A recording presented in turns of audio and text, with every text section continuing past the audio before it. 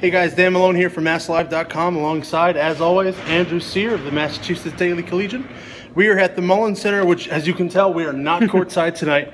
For the first time in a while, we actually have a hockey game coming up, so they're out there switching over the parquet to the ice, so we kind of get booted out into the hallway here.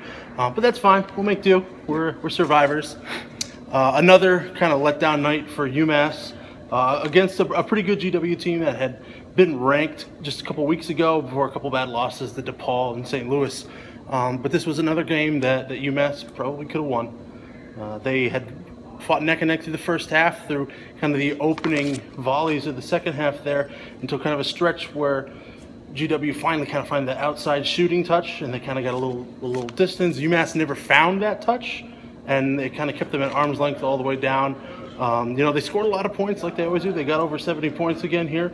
But when you give up 80 points a night, pretty much all the time, it's going to be hard to win. It is, and I think with UMass, there wasn't really one exact place you can pinpoint where it kind of all started to fall for us. They made a couple of late shots late in the game. But this has happened so many times this year. It seems like they fight neck and neck for the first half and even a little bit into the second half. Then, for whatever reason, they just can't get over that final hump, whether it's the depth, whether it's foul trouble, whether the shots aren't falling, whatever it is. It just seems like every game, they're close for a good portion of it, but they're just not. Maybe like 55%, 60%. Exactly. And Derek kind of equated that after the game to effort and toughness. He said that's kind of A1 on his list of things he wants to kind of attack here. They've got kind of a break. They've got one game in the next 10 days, which is a change for them. They've been playing a lot of games really compacted together. They don't have a lot of practice time.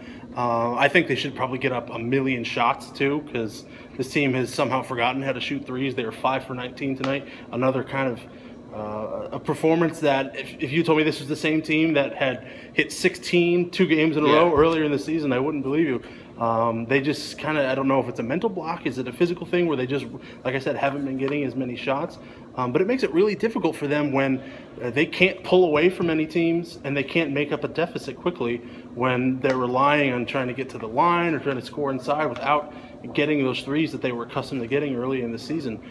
Trying hard and giving gritty effort and toughness is really good, and defensively that's great. But until this team starts hitting some of those threes to kind of get into a rhythm, they're just going to keep spinning their wheels, I think. And I think, like you mentioned, they only have one game in the next 10 days, so going to be a lot of time to be able to rest and recover, especially Trey Davis.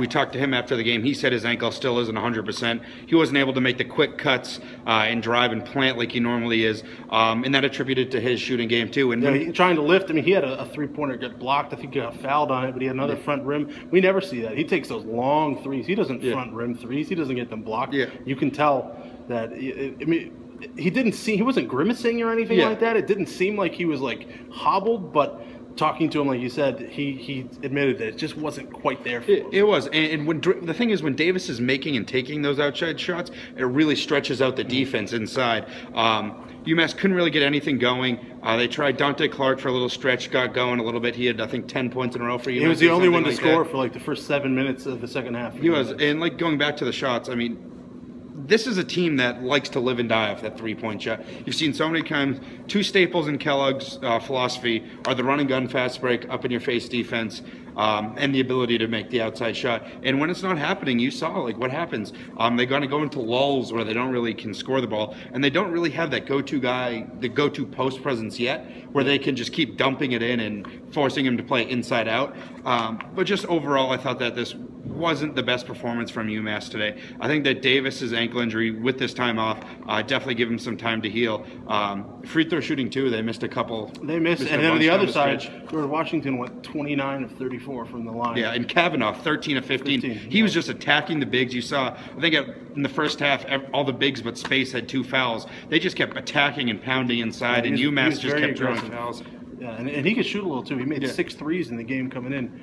He only had the one make, but he got fouled on another and hit all 3 free throws. So when you've got a guy who's that talented at the stretch 4 position, which UMass has struggled to guard, and he's playing that aggressive, and he's getting some calls, and he's feeling confident, I think that kind of just snowballs and snowballs. And like I said, UMass doesn't really have an answer for that. Even a night when Kevin Larson had some numbers, but he wasn't great. Guarino had that nice stretch where he scored like 10 straight points, but other than that, he kind of came and went.